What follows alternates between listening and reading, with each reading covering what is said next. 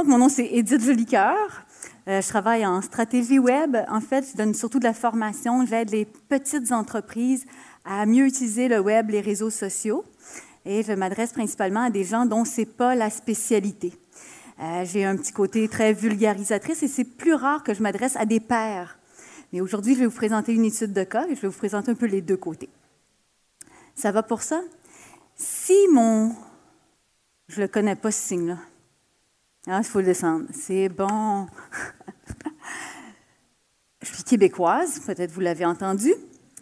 Et chez moi, on parle un peu vite. Et quand on s'emballe, on parle de plus en plus vite. Et j'ai, moi, un petit Louis-José Hood intérieur. Alors, je ne sais pas si c'est des Québécois dans la salle, c'est un humoriste qui parle particulièrement vite. Il va falloir quelqu'un ici, qui, si jamais je parle trop vite, qui me fait signe de ralentir. Parce que je m'emballe. Et je voudrais que vous compreniez, alors je vais faire un effort pour articuler. Donc, je vais vous parler de nano-influence ou de comment performer de façon organique, sans tricher, ce qui s'inscrit dans le courant inbound. Je vais laisser quelques personnes qui arrivent. On va leur donner le temps. On va les remarquer. Alors, je vais vous parler des nano-influenceurs. Êtes-vous des nano-influenceurs? Pensez-vous que vous êtes des nano-influenceurs? Oui, bien, il y en a qui le savent, il y en a qui sont allés voir mon TEDx. On peut tous être des nano-influenceurs. Je suis une nano-influenceur et je vais essayer de vous démontrer toute la pertinence de la nano-influence durant ma présentation. Un nano-influenceur, c'est quoi? Bien, en fait, c'est quelqu'un d'ordinaire, n'importe qui. Ça peut être vraiment un influenceur, mais à peu près n'importe qui a le potentiel d'être un nano-influenceur. Ce qu'il faut, c'est que cette personne-là interagisse avec les publications de pages, de marques. L'étude de cas va parler de Facebook, mais ça pourrait être ailleurs. Et qu'elle le fasse de façon intentionnelle. Donc, il y a le facteur intention qui est très important. Il faut qu'elle soit consciente que chacune de ses actions va aider la marque. Et il faut que ce soit gratuit. Alors, ce n'est pas pour avoir des récompenses, ce n'est pas pour avoir des avantages. C'est vraiment parce que la personne tient à cœur la réussite de cette marque-là ou cette petite entreprise-là. Donc, un nano-influenceur, on a connu les ambassadeurs. Parce que là, il y a des termes aussi. J'ai la famille en France, ils m'ont demandé si j'allais traduire ma présentation. Je dis non, je vais la laisser en québécois, puis si je vois qu'ils ne comprennent pas, je lis ma salle quand même, bien, je l'expliquerai. Donc, ambassadeur, vous dites ambassadeur, hein? Avant qu'il y ait les réseaux sociaux, ambassadeur, ça va?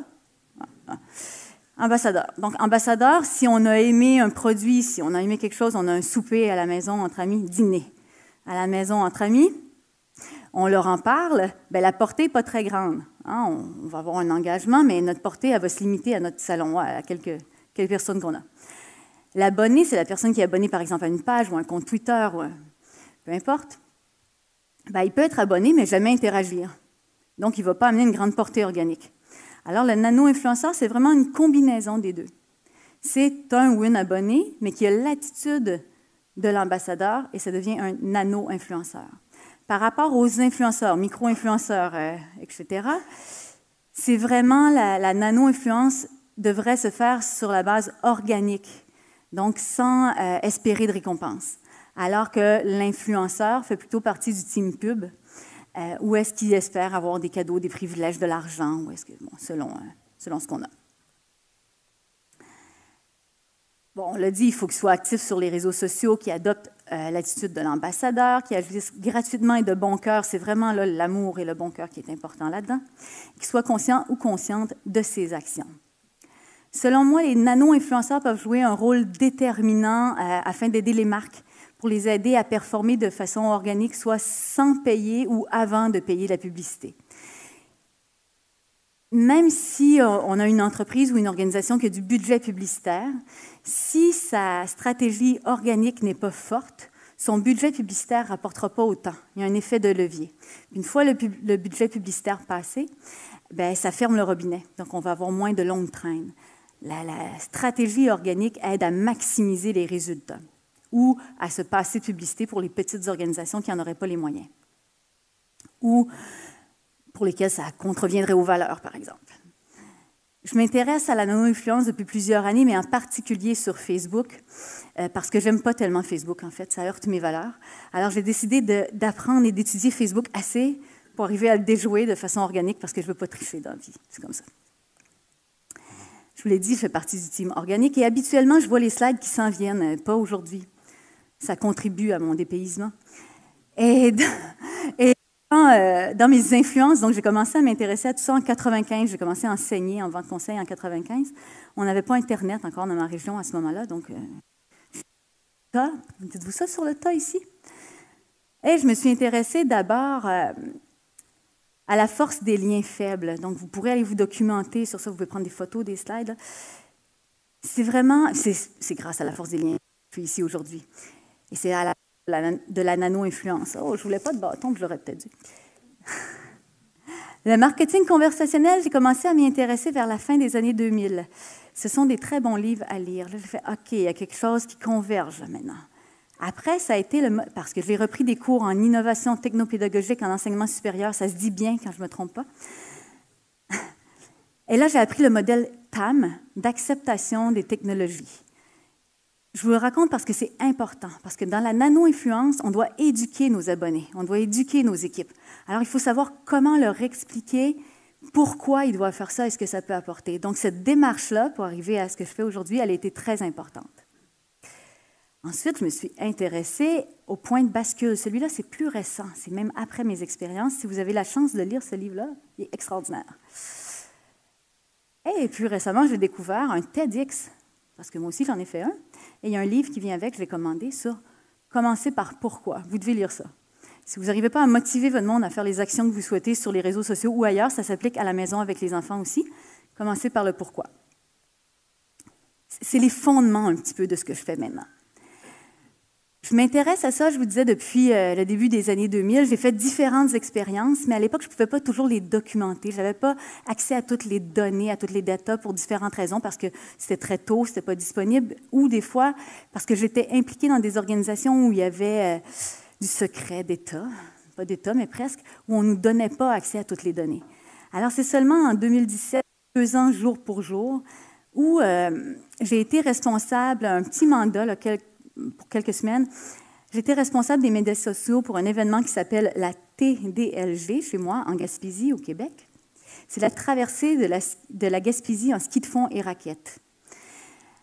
Et pendant que j'étais responsable, il y a plus de son, comme j'étais responsable, j'avais accès à toutes les données, ce qui était assez exceptionnel. Est-ce que tout le monde sait où est la Gaspésie? Cours de géo. On a le Canada, un pays, Canada. Québec, province. Gaspésie. Si j'y avais pensé, j'ai fait une visite de Rennes hier à pied, puis là, j'ai appris que dans Astérix, la loupe, c'est ici. Hein? Si j'y avais pensé, j'aurais dessiné une loupe, mais c'était trop tard. Prochaine fois, je fais une loupe. Donc, on est comme les Gaulois chez nous. C'est très petit. En 2017, c'était le 15e anniversaire de la traversée de la Gaspésie en ski de fond. Et c'était aussi le 150e anniversaire du Canada et le 375e anniversaire de Montréal. Oui, Montréal est plus vieux que le Canada parce que la Confédération est arrivée après. Tout ça convergeait, c'était une année extraordinaire. Alors, l'organisation de la traversée a décidé, plutôt que de se contenter, comme à chaque année, de parcourir la Gaspésie en ski de fond en raquette, ils ont décidé de noliser, donc affréter, un navire de croisière. Et puis de faire une croisière à partir de Gaspé, au bout où Jacques Cartier est arrivé. C'est un malouin, Jacques Cartier. Il est arrivé, puis là, on a fait un parcours. Ah, ça marche. J'ai fait ça pendant le jet lag une nuit. Parce qu'Antoine a dit que je voulais mettre un avion. Il a dit non, ça prend une baleine. Bon, OK, je fais une baleine. Alors, on est parti de Gaspé jusqu'à Montréal. On naviguait la nuit. Les gens faisaient des parcours de ski de raquette le jour. Ils embarquaient dans le bateau. Puis là, ils soupaient, tout ça. Il y avait le party, le pot. Et certaines fois, on naviguait de place en place parce qu'en tout, ça durait 8 jours pour se rendre à Montréal. On était confinés sur le bateau. Au départ de Gaspé, on a briefé les gens, que ce soit les passagers, que ce soit tout le monde, sur l'importance de la nano-influence. Puis plus tard, il y a eu d'autres événements pour vraiment les amener à faire ce qu'on voulait. Je vous mets un petit extrait vidéo. Ça permet de voir un petit peu ce que c'est.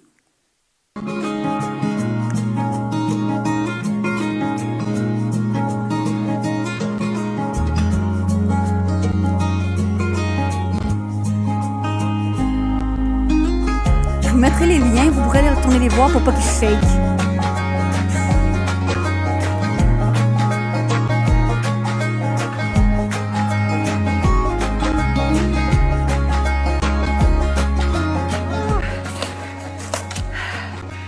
Le but s'en vient, c'est le sommet, mais c'est tellement magique tout au long. C'est merveilleux. C'est merveilleux. C'est fantastique.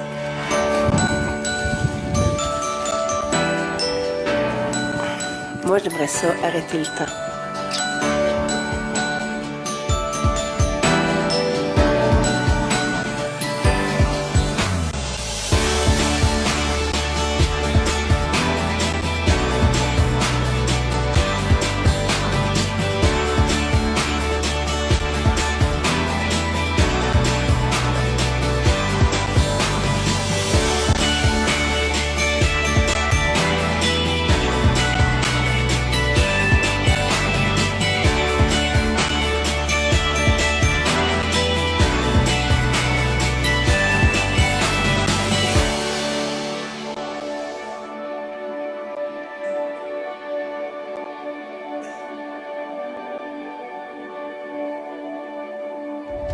J'avais des attentes très élevées parce que j'en ai entendu de longtemps.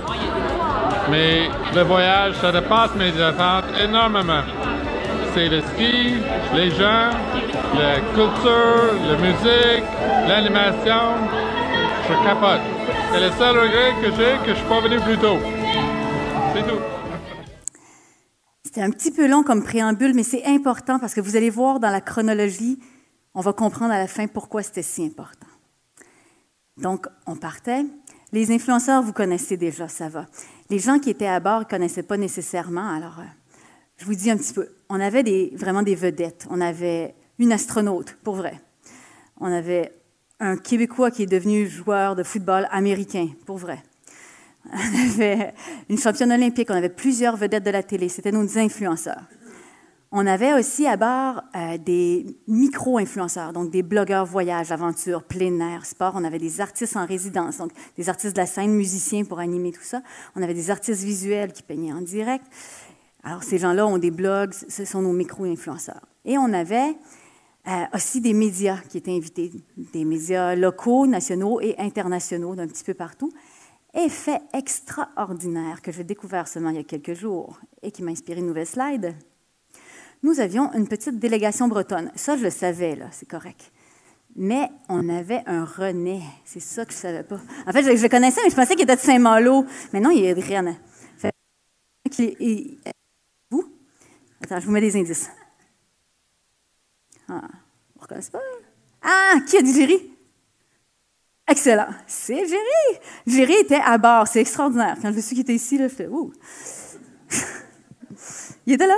Fait qu'il peut témoigner que c'est vrai. Et on avait toute l'organisation, nos participants, les bénévoles, les membres d'équipage, en tout à peu près 350 personnes, là, à part les autres. 300 personnes, 350 au total, qui étaient à bord. Et puis, eux, vous les avez vus sur l'extrait. Ce n'est pas des natifs du numérique. Hein? Ce n'est pas des gens qui sont à l'aise avec les réseaux sociaux nécessairement. Au départ de Gaspé, l'organisation avait dit au micro, on a Edith, elle est bonne avec tous vos bidules. Si vous avez de la difficulté, vous irez la voir. J'étais une des personnes les plus populaires à bord du bateau. Parce que déjà, trouver la Wi-Fi, se connecter, envoyer... Hein, ce n'était pas des natifs, c'est important dans l'expérience. Et on est parti de Gaspé, comme je vous l'expliquais.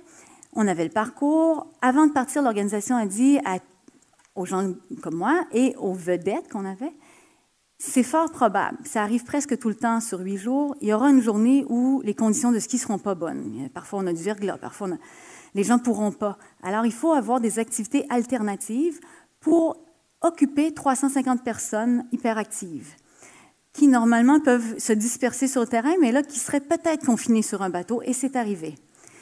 Nous avons eu une magnifique tempête. J'ai entendu qu'il annonçait quelques flocons ici. Ce matin, ça s'énervait à l'hôtel. Je vous montre.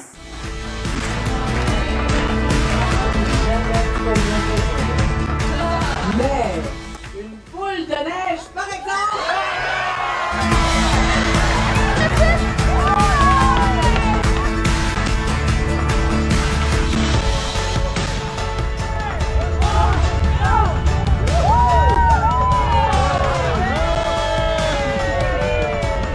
déserte.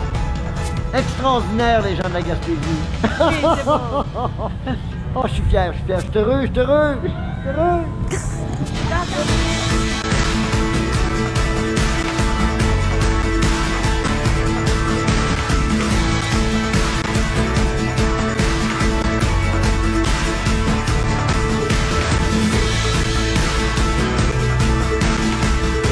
C'est en forme des gens de ski, peu importe l'âge.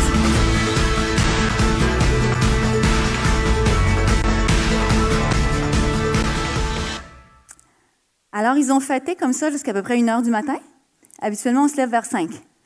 Alors, vers 5, je dors pas beaucoup, une chance. Vers 5, j'ai voulu regarder quelle heure il était parce que je sentais que le bateau bougeait. On aurait dû être accosté. Quand j'ai regardé mon téléphone pour voir l'heure, il y avait des alertes. Et là, j'avais une collègue qui disait, OK, plan B, on ne peut pas accoster à Pointe-au-Pic. Les vagues passent par-dessus le quai. L'autoroute est bloquée. Les camions, parce que quand on arrivait à destination, il y avait des autobus, vous savez qu'on est croisière, des camions avec l'équipement qui venaient prendre les passagers, les amenaient au site. Bien, l'autoroute était bloquée par la neige, beaucoup, beaucoup de neige chez nous. Alors, on a dit, là, il faut occuper 350 personnes hyper actives pendant toute une journée. OK, on est plan B. Ma responsabilité est de donner un atelier sur les médias sociaux. Pas de souci. Dans cet atelier-là, j'ai expliqué un peu l'algorithme de Facebook. Je me suis attardée à seulement 3 facteurs, parce que je m'adressais à des gens qui sont le public et non à des gens comme vous qui êtes à l'arrière. Alors, cette journée-là, c'était seulement 3 facteurs très vulgarisés. On les voit en couleur, je vous les passe. Le premier facteur, le I, parce que personne ne connaît exactement la recette. Facebook, il ne nous la dit pas, mais on connaît ces 5 facteurs-là. Alors, le I, c'est pour l'intérêt. Au Québec, quand j'étais enfant, il y avait une compagnie alimentaire qui avait un slogan qui disait « Plus elles sont fraîches, plus on en mange, plus on en mange, plus elles sont fraîches. » Est-ce que quelqu'un connaît la réponse? Là, je vais être flabbergastée. C'est les saucisses high grade. Non, je ne veux pas que vous sachiez. C'est un peu dégueulasse, mais c'est un vrai principe. Et c'est le principe le plus important de Facebook. Et l'intérêt ne s'achète pas. On ne peut pas acheter l'intérêt. On peut payer pour de la portée, mais on ne peut pas payer pour de l'engagement ou de l'intérêt. On doit susciter cet intérêt-là. Et c'est le facteur le plus déterminant, parce que plus on interagit avec des publications, plus on les voit dans le fil, de façon organique et payée, et moins on interagit, moins on les voit. Alors, on doit savoir susciter cet intérêt-là. Nous, c'est important de dire aux passagers qu'ils avaient une mission d'intérêt. Pour les autres facteurs, depuis plusieurs années, j'ai développé la métaphore du poêle à bois et c'est grâce à ça que je suis ici aujourd'hui. Parce que quelqu'un a fait un lapsus et ça a suscité de l'intérêt. Ça marche de même dans la vie. Donc, j'ai converti, je suis là. Alors, le poêle à bois, je vous l'explique. Là, on m'a dit, Edith, il faut que tu contextualises. On ne sait pas en France la valeur de la chaleur que ça peut générer.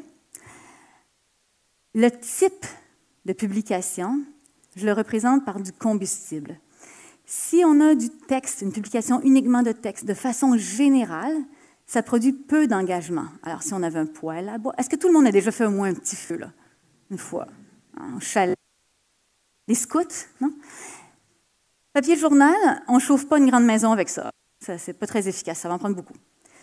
Ben, du texte, en général, tout seul, à part exception, ça génère peu d'engagement. Les liens, du petit bois d'allumage. Ah, tiens. Les photos, bûche de bouleau. OK, bûche de bouleau, là, ça brûle assez vite. Hein? Vidéo, bûche d'érable. Bûche d'érable, c'est bon, bûche d'érable. Donc, là, je vais voir si vous avez écouté, j'ai un rébut. Si on aime ça sur Facebook, les rébus. On fait une histoire. Poêle à bois, page Facebook. Ça va? Vous suivez? Publication. Combustible. Texte. Lien. Image, photo, peu importe. Vidéo, ça va? Allumette. L'allumette, c'est le caption, le texte. Le texte est super important. On va le voir un petit peu plus loin. Là. Eux, je ne vais pas insister parce que ce n'est pas eux qui rédigent les textes, mais vous, je vous le dis, le texte est déterminant. Maintenant, après, il manque un élément. Il faut que vous le deviniez. Si, à la somme, à la fin, ce qu'on veut, c'est de la performance organique. Donc, la performance organique, c'est de l'engagement qui est dans le poêle à bois. Là. Il y a du feu. Puis la portée, c'est la fumée. Okay, ma fumée est un peu douteuse, mais c'est la fumée. Qu'est-ce qui manque? Il manque un peu d'amour, là, mais tu l'as trop facile. Tu connais déjà les réponses, ça ne marche pas. Quelqu'un d'autre. OK, vous faites un feu. On a le poêle à bois. Je vous le mime. On a le poêle à bois. On met le combustible. On pacte le poêle à bois. OK? On jette l'allumette, on ferme la porte. Qu'est-ce qui se passe? Qui? De l'air? Wouhou! Chez moi, il y a une émission 2 morceaux de robot. C'est l'air. L'air, on ne peut pas l'acheter. L'air, c'est l'intérêt, c'est l'amour de nos abonnés. On ne peut pas mettre de l'argent. Il n'y a pas de budget qui va acheter de l'air, pour l'instant. Alors, c'est nos abonnés qui sont déterminants. Il faut apprendre à les connaître, il faut apprendre à leur plaire, il faut apprendre à les inclure dans nos stratégies. Parce qu'à chaque fois que nos abonnés interagissent, ils nous donnent de l'air. Ils alimentent notre feu. Pardon, je vous ai scoopé le prochain. Quand quelqu'un clique « j'aime », si je clique « j'aime » sur une publication Mediaville sur Facebook, j'ai 150 amis. J'ai beaucoup d'abonnés sur les profils publics, mais mon profil privé est très secret, je suis comme ça dans la vie. Alors, j'ai 150 amis. Il y en a une trentaine avec lesquels j'interagis plus souvent. Alors, si je clique « j'aime » sur une publication de mes à peu près 30 de mes amis verront « Édith Jolicoeur a aimé telle publication ».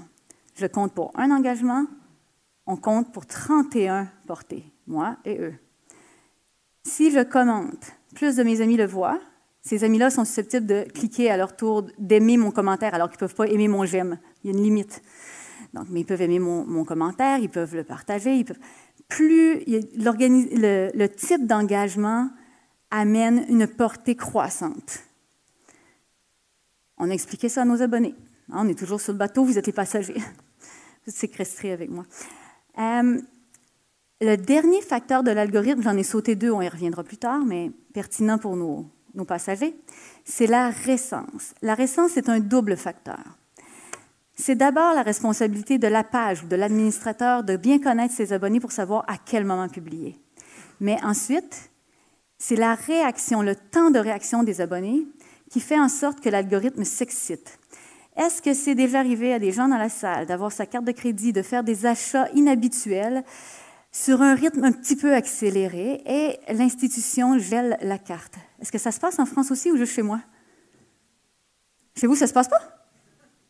Ben, chez moi, ça se passe. Okay. Antoine, mon parrain, il est gentil, il dit oui, ça se passe. Chez moi, ça m'est déjà arrivé de faire geler ma carte parce que j'avais trop d'achats dans peu de temps exceptionnel. Personne, en tout cas j'espère, surveille mes achats ou les vôtres. Mais l'algorithme va relever qu'il y a quelque chose d'inhabituel qui s'est passé. Aujourd'hui, on en a parlé ce matin avec le premier intervenant. Quand une page performe plus, c'est pousser plus de façon organique. Parce que le modèle d'affaires de Facebook, c'est de vendre de la publicité.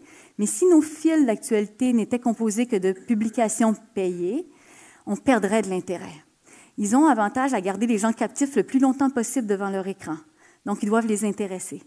Si on comprend l'algorithme, on intéresse, on sert la mission de Facebook, puis il nous le rend. C'est un peu pervers. Il faut le comprendre, c'est comme ça. Dans toutes les activités qu'on a eues pendant notre période de séquestration sur le fleuve, une des responsables a eu une idée. OK, j'avoue, c'est démodé. Mais quand on est 350 personnes coincées, c'est plus important. C'est vraiment plus important. Alors, Maïté Samuel Leduc a dit « Hey, on fait-tu un mannequin challenge? » Parce qu'on avait un bel espace, on avait les caméras, on avait tout à bord. On a dit « Ah oui, on le fait. » Alors, presque tout le monde a participé. L'original durait 8 minutes. Je vous fais grâce. Je l'ai un peu compressé. Puis là, je comprends qu'il y a du lag dans la vidéo, mais je vous en montre un petit extrait, juste pour le fun.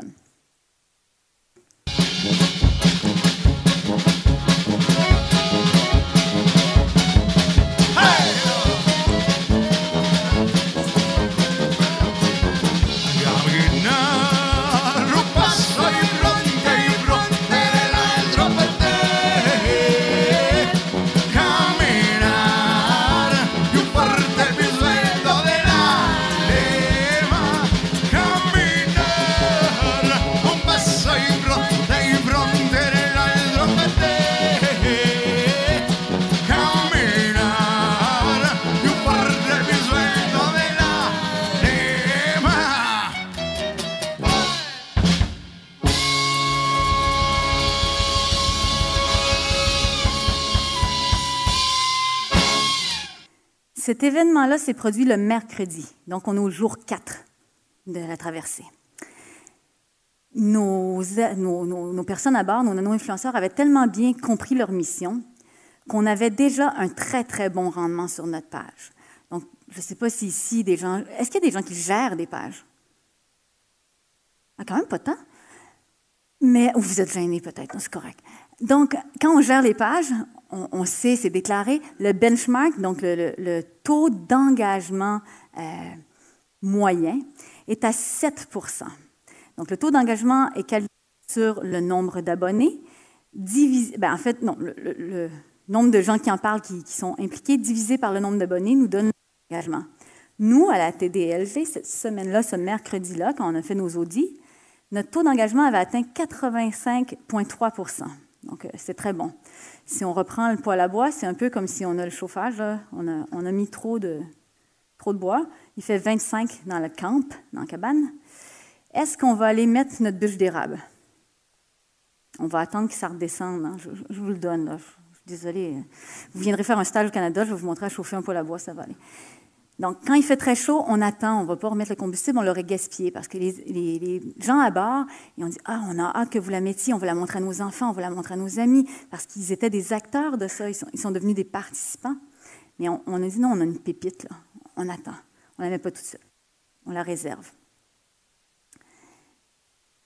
Une semaine plus tard, donc le mercredi suivant, l'événement s'est terminé le samedi, l'organisation a envoyé, comme c'est la coutume, mais tous les participants, pour dire, est-ce que vous êtes contents? Il y aura un petit sondage à satisfaction, hein, des trucs automatisés, n'est-ce pas?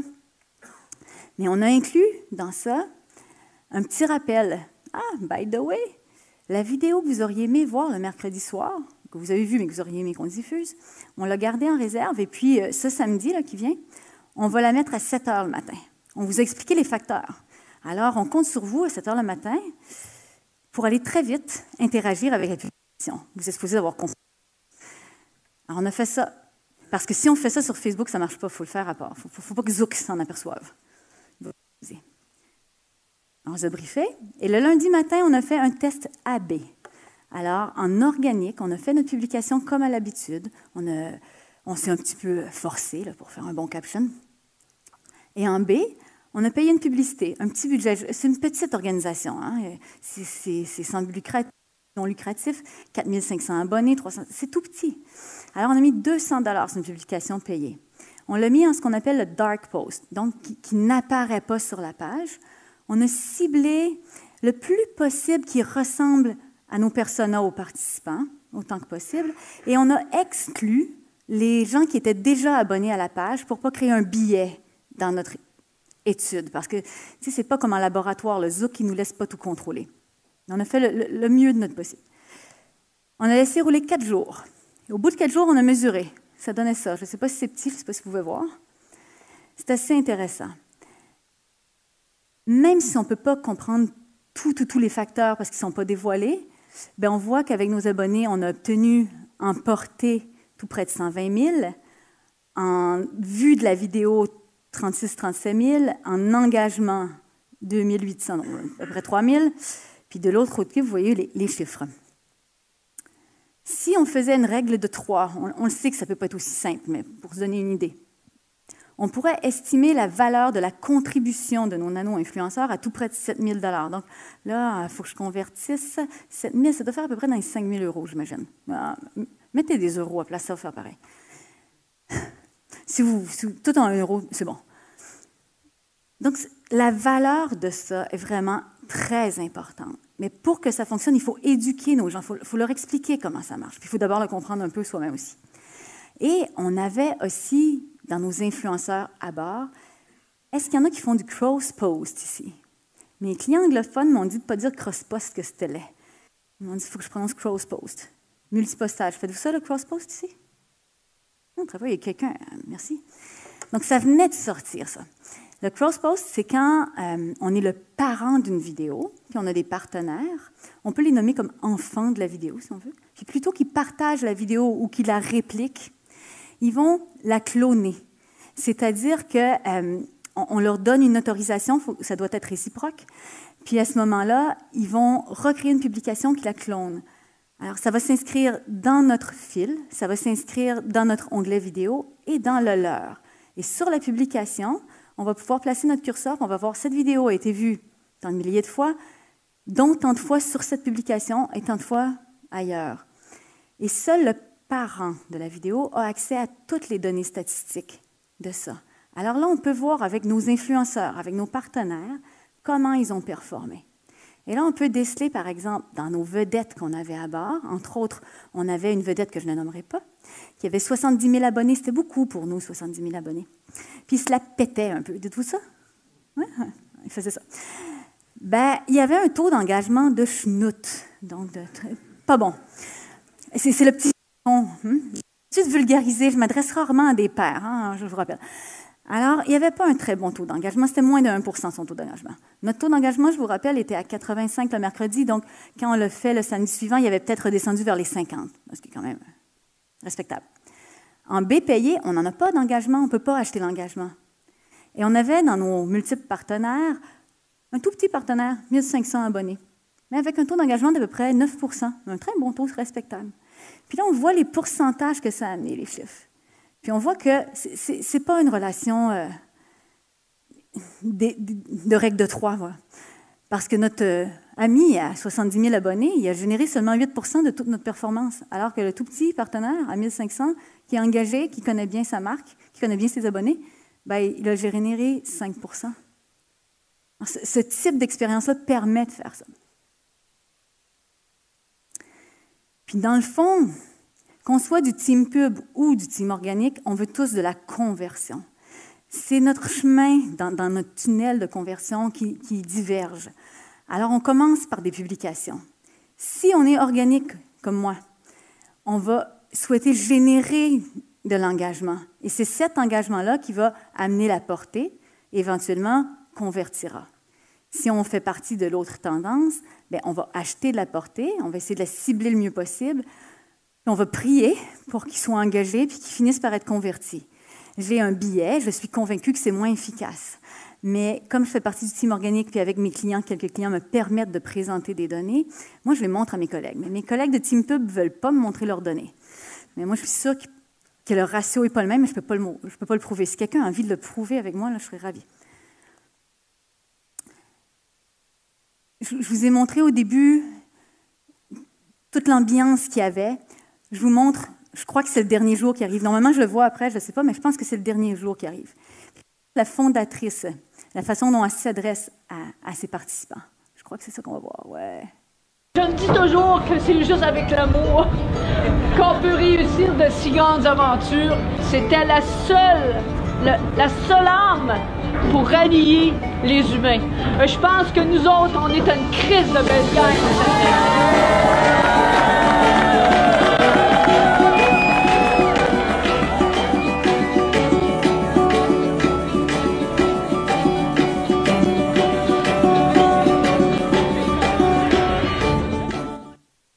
Ça, c'est la dernière journée. Il y a beaucoup d'émotions, là, mais même quand on n'est pas pris sur le fleuve. Habituellement, je termine à peu près là, mais je me suis engagée avec les gens de Inbound Marketing France à vous présenter les 2 facteurs que je ne présente pas habituellement. Je les présente en formation à des initiés, mais pas au grand public. Les 2 facteurs supplémentaires, c'est votre bonus. Il y a le P pour la publication. Cette publication-là en particulier. Pourquoi elle performe ou pourquoi elle ne performe pas. On ne sait pas toutes, mais on présume. Puis il y a des gens qui travaillent fort pour présumer, encore plus fort que moi, mieux équipés.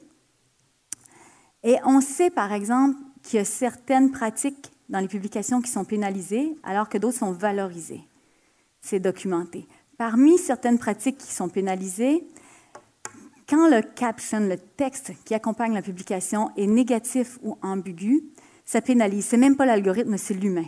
Parce que si la publication est négative, on sera mal à l'aise comme abonné d'aller cliquer « j'aime » ou même de mettre « fâché » parce que là, on dit « ben non, on n'est pas fâché contre l'organisation, on est fâché contre l'association ». Là, ça devient ambigu, alors on ne réagit pas. Il faut que la publication soit positive. Même si la nouvelle est mauvaise, on n'est pas un média, on n'est pas tenu à avoir ce devoir de réserve. Alors même quand la nouvelle est mauvaise, il faut l'amener de façon à justifier le positif. C'est un exercice, ça s'apprend comme le ski. On ne devrait pas avoir plus que 20% si on a une image, pas plus que 20 des pixels qui est occupé par du caractère d'imprimerie, par des mots, du texte. Sinon, l'algorithme de Facebook le pénalise. Et puis, ils ont développé Rosetta pour reconnaître, une intelligence artificielle pour reconnaître les textes. Ça vient de la pierre de Rosette. Ils voient ce qu'on écrit dans les images. Puis quand il y en a trop, ils pénalisent. Ils pénalisent maintenant les contenus dupliqués. Alors, si vous prenez un truc sur un blog de quelqu'un, puis vous le copiez intégralement, et ils le voient, puis ils vous pénalisent.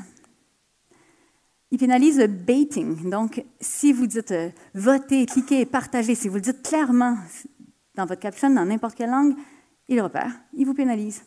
C'est pour ça que nous, on le fait dans le message qu'ils ont reçu par courriel. Là. Nous autres, on voit beaucoup de choses, mais on espère qu'il n'a pas vu ça. Il ne l'a pas vu parce qu'on a performé.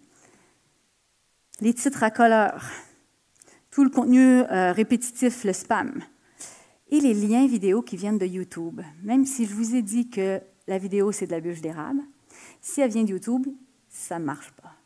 Parce qu'il y a la convergence et la concurrence. YouTube, ça appartient à Google, c'est le concurrent de Facebook. C'est un peu comme l'équivalent de se présenter une bande d'amis, une douzaine de personnes à table dans un restaurant, puis on a une personne qui est râleuse puis qui amène son lunch. Le serveur ou la serveuse sera moins gentil avec cette personne-là. Si vous amenez une vidéo YouTube sur Facebook, il la baisse. Je pourrais vous montrer des données, mais là, je voulais faire court. En revanche, on a identifié, pas au moins, mais beaucoup de gens, quelques astuces qui sont valorisées. Les captions, le texte qui est engageant ou positif. Et à cet effet-là, il y a des mots que Facebook reconnaît dans toutes les langues, comme félicitations, génial, meilleurs vœux, bien amusé, bisous, XOX, etc. Et on le voit maintenant plus clairement parce qu'ils viennent en couleur, puis il y a des petites animations, peut-être vous les avez vues. Alors Facebook les repère, c'est du contenu positif, ça maintient les gens plus longtemps devant l'écran, on peut leur donner plus de pubs. Les événements Facebook il aime beaucoup qu'on se sert de ces événements puis il les géolocalise, alors on devrait en faire quand ça s'y prête. Ayez votre Facebook App ID, même si vous ne faites pas d'application, c'est gratuit, vous allez le chercher, vous le mettez dans votre code de site Internet pour que ça se parle ensemble. Il va valoriser votre contenu parce qu'il va être à peu près vérifié. Les métadonnées, remplissez toutes vos métadonnées sur vos sites Internet.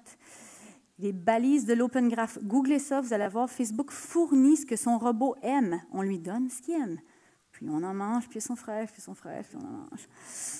Il faut se conformer à ça. Ça va vraiment faire une grosse différence. Et les vidéos natives, il veut battre Google et YouTube. Donc, mettez vos vidéos dedans, cross-postez. Ça va bien aller. C'est important de comprendre ça. Parce que même si on a du budget publicitaire, si on ne maîtrise pas ça, on n'aura pas le bon levier. Ça ne va pas donner autant d'effets. Si vous avez du budget, je suis ravie pour vous. Mais faites quand même ce travail-là. Ça va vous aider. Le dernier facteur, qui est en fait, lui, du centre, mais ce n'est pas très important, ce matin, notre conférencier, j'arrive jamais à prononcer son nom, Red Fish, ça finit par Fish. Aidez-moi un peu. J'ai le décalage. Ce matin, conférencier, il en a un peu parlé, il n'expliquait pas exactement dans les mêmes mots, il ne fait pas de poil à bois. Mais j'étais ravie de l'entendre parce que ça allait vraiment dans le même sens, ça m'a beaucoup apaisé. Il y a la cote de la page, puis il y a même la cote de chaque individu, et on ne connaît pas exactement les facteurs sur lesquels Facebook se penche pour nous donner à chacune une cote. Mais il y a des grandes entreprises qui travaillent fort pour essayer de trouver. Moi, j'utilise Meltwater, entre autres, pour les audits. Puis ils ont déterminé qu'est-ce qui allait nous donner une note. Et puis, si on fait partie de l'écart type fort, on va le voir après, il va pousser plus n'importe quel contenu qu'on va mettre, tant qu'on maintient notre cote élevée. Si notre cote est basse, il va déprécier nos publications. C'est important. Ouais. Dans les éléments qui composent la cote, entre autres photos de profil, couverture de la page qui sont adéquates, qui sont selon son format, ce qu'il aime. Vous avez ça, vous avez un petit peu de points. C'est comme à l'école. Nom d'utilisateur de la page enregistrée, le username. Plein de pages ne l'ont pas enregistré, vous perdez des points. Ça ne coûte rien. Bouton d'appel à l'action configuré, il vous donne des points. C'est gratuit. Section à propos complétée, donne des points.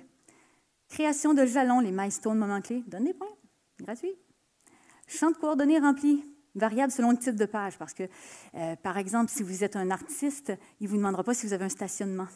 Si vous avez, donc, il faut remplir les champs qui apparaissent pour votre type de page. Tout rempli.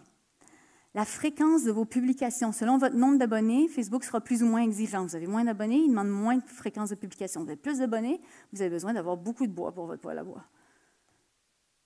La variété des publications, dans le type, si on donne juste, chez moi, on mange beaucoup d'homards.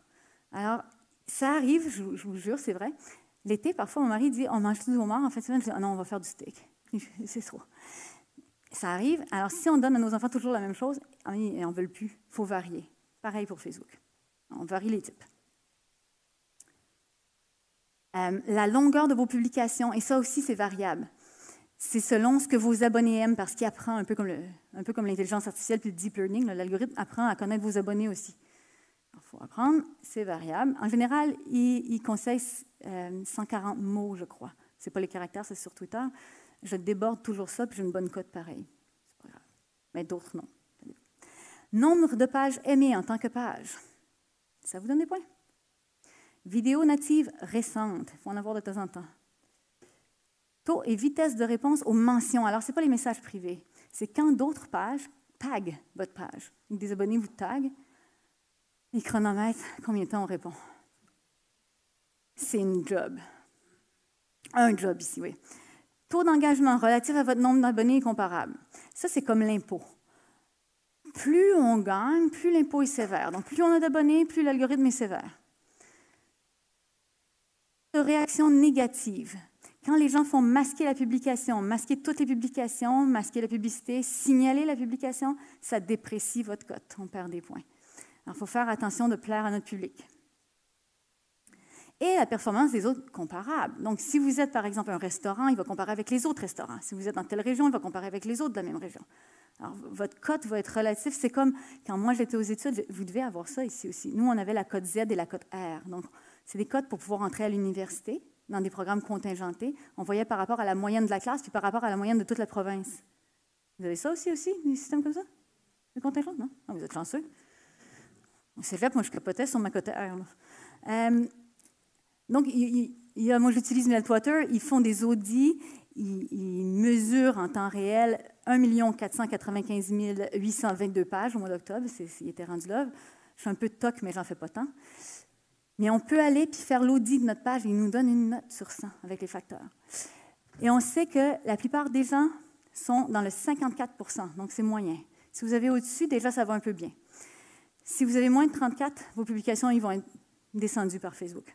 Si vous vous trouvez dans les corps types supérieurs, donc 75 et plus, vous êtes du bon stock pour Facebook. Il va vous pousser de façon organique. Si vous avez de l'argent, vous payez en plus, good. Mais même sans argent, on peut y arriver. Je vous fais un petit récap de notre étude de cas. Je vous ramène à notre étude de cas. Je vais vous parler de nos bons coups, ce qu'on a fait qui était bien. Je vais vous parler de nos coups de chance, parce que parfois, ça arrive. Je vais vous parler de nos moins bons coups rapidement, parce que je regarde l'heure, on est bon. Puis je vais vous parler du prochain coup, parce qu'en ce moment, je travaille sur une autre étude de cas, qui est différente, mais semblable à la fois, et puis je vais vous parler de nos défis. Quand on fait notre post-mortem, dans nos bons coups, on a identifié qu'on avait réussi tout le long à amener nos participants à une expérience. Ils ont contribué, se sont sentis investis. Ça, c'était vraiment un bon coup. Ce n'est pas toujours facile de faire ça. On y est arrivé. On a briefé nos gens dès le départ, parce que sinon, ils n'auraient pas agi comme on le souhaitait. Il faut leur expliquer. Il faut être des médiateurs un peu pédagogues. On a fait la co-création. Ils sont devenus des acteurs de ce qu'on a fait. On a eu des coups de chance aussi. La tempête, c'est un coup de chance. Malgré que chez nous, la tempête, on en a souvent, mais cette fois-là, c'était un réel coup de chance. Parce que sans la tempête, il n'y avait pas tout ça et je ne serais pas ici sans tempête. Effet papillon.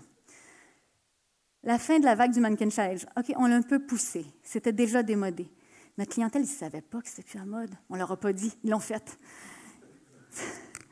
On avait les ressources en place. Donc, il y avait des vidéastes, il y avait l'équipement, il y avait tout ce que ça prenait. On l'avait déjà. On n'a pas eu à faire des frais supplémentaires parce que de toute façon, tous les jours, ils documentaient. Ils auraient documenté de toute façon. Alors, ils l'ont fait, on l'avait là. Ça n'a rien coûté. Dans nos moins bons coups, parce que, à vous, je vais le confier, là, à Teddy, que je ne l'ai pas dit, mais à vous, je vais le dire, on est en famille. On a manqué un petit peu de travail en amont. Moi, j'ai eu le mandat seulement quelques semaines avant le départ, puis ils étaient déjà très avancés, l'équipe en place. Alors, je n'ai pas pu... Habituellement, là, je fais des audits de tout, je fais des fichiers Excel. Il faut que je m'intéresse mieux à l'automatisation, là.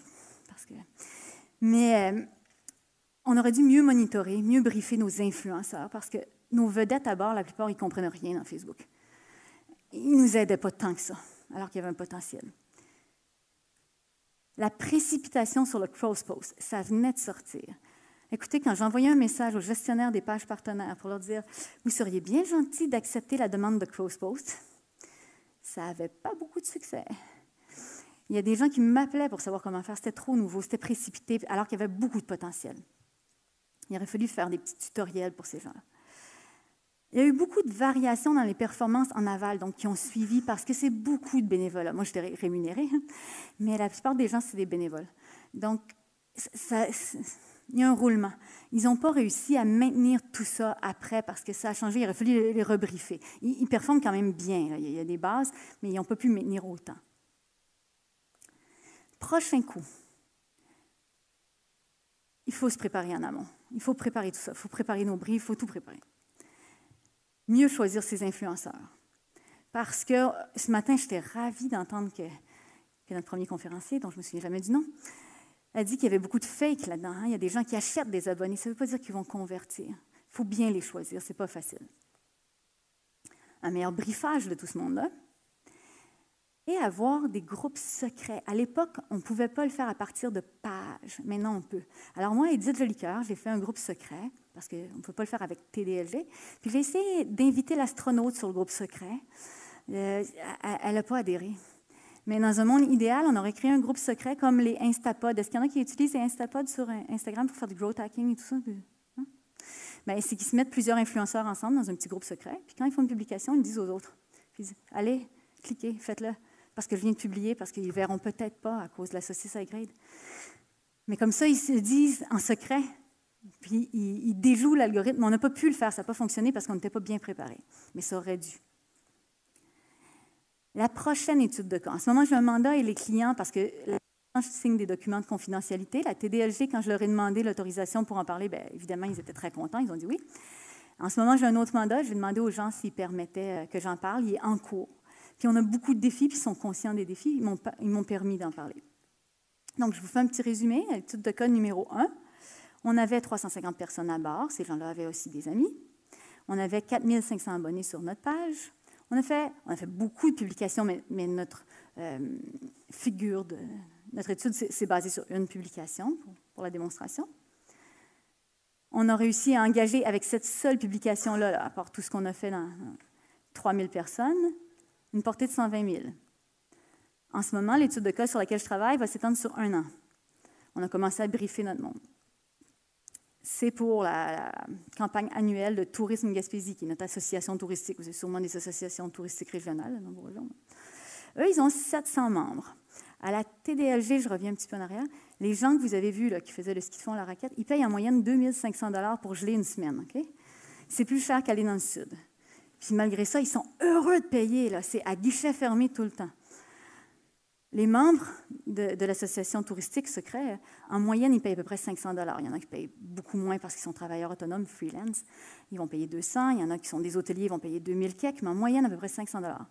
Et ils râlent continuellement contre leur organisation. Ils n'en font pas assez, ça coûte trop cher. Puis ils sont dispersés. Je vous ai montré la Gaspésie tout à l'heure. Hein? Ils ne sont pas pris sur un bateau. Là. Ils sont un là, un là, là. Notre densité démographique dans la région que j'habite est pas rapprochée. Là. C'est éclaté.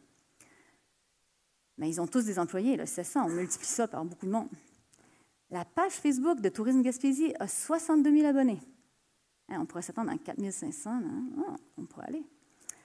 Campagne sur 1 an qui s'appelle le Tour, c'est le 90e anniversaire du Tour de la Gaspésie. Ils se pratiquent pour le 100e, ils essayent de faire ça, puis au 100e, ils seront bons. Comment on pourrait espérer, quelles sont nos attentes, nos objectifs par rapport à la campagne actuellement? On ne peut pas faire une règle de 3. Ça ne marche pas parce qu'on travaille avec des humains. Puis ce qu'on a réussi à faire là, même si techniquement c'est possible, on l'a fait, on l'a prouvé, ce n'est pas toujours reproduisible. Je vous montre ça. Une bille, mon dessin c'est une bille, okay? Une bille, sac de billes, bille. Sac de billes, vous êtes supposé de connaître ça, on m'a dit que c'était lecture obligatoire. Si j'ai une bille ici, moi, je pensais que c'était Chic Node, mais on m'a dit, chez moi, c'est Pichenote. Pichenote marche ici aussi? Ah. J'ai essayé de m'adapter. Mais si on donne une Pichenote sur la bille, elle peut aller assez loin. Hein? Chignaude, pifnote, ça va. On a une boule de bowling, une boule de quilles. On a une boule de bowling, on donne une pifnote, on se met, elle ne bouge pas. Okay? C'est en physique, c'est l'inertie. Donc, plus la masse est grosse, plus ça prend d'énergie. Par contre, on a beau avoir une seule bille ou même un sac de billes, on ne fera pas un abat. Vous dites abat aussi, là, j'espère? Non, mais quand toutes les quilles tombent, merci. Avec ça, on peut faire un abat. Non, mais donnez-moi une chance, là, c'est sur le décalage. Avec une boule de bowling, on peut faire un abat. Avec des billes, on ne peut pas. Mais c'est beaucoup plus difficile. Très peu. J'ai jamais fait un abat, moi je fais du dallo. Qui a déjà fait des abats ici? Statistiquement, c'est possible, mais c'est beaucoup plus difficile. Donc, oui, la nano-influence, là, je suis une fervente de la nano-influence, puis je vous encourage à essayer, mais je ne peux pas vous garantir le résultat. Parce qu'on travaille avec des humains, pas juste avec des données. Puis c'est plus difficile à fédérer, plus c'est éclaté, plus c'est gros, plus c'est difficile. Mais plus c'est gros, l'inertie, ça va aussi dans l'autre sens. Si on réussit, c'est pas arrêtable. Fait que c'est bon. Normalement, j'ai un petit extrait de la fin. Je pense que c'est la vraie fin.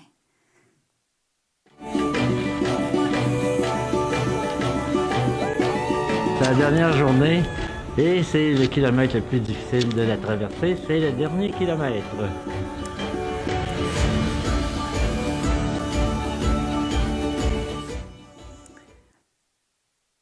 C'était le mot de la fin. Ben, n'importe où, puis l'expérience a été démontrée sur Facebook pour ce cas de figure-là, mais la nano-influence sur Twitter, on peut la faire, sur LinkedIn, on peut la faire, bon, les facteurs ne sont pas tous les mêmes, mais le principe est là, puis même si un jour les réseaux sociaux tombaient, ben, c'est de la bienveillance, en fait, la nano-influence. C'est de le faire parce qu'on comprend que ça aide. Alors, pour moi, ça rejoint davantage mes valeurs que celles de Facebook qui heurtent mes valeurs. Et puis, on parle souvent du roi, on en a parlé dans plusieurs présentations que j'ai vues aujourd'hui, dans le retour sur l'investissement, ROI. Mais là, c'est le retour sur l'intérêt, parce que c'est un plus grand facteur. Alors, il faut apprendre à les sensibiliser, et à les éduquer un petit peu, puis à les mettre dans le coup, pas les juger. Ben, je vous remercie. Avez-vous des questions? On est bon, je serai rentrée 5 minutes.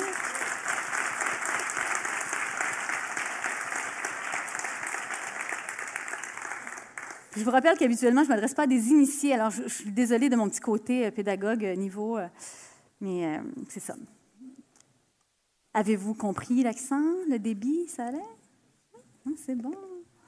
Quelqu'un a des questions sur ça? C'est correct, vous m'en poserez au pot. Un petit verre, ça dégêne. Merci beaucoup, Edith. Je vous en prie. Merci à vous.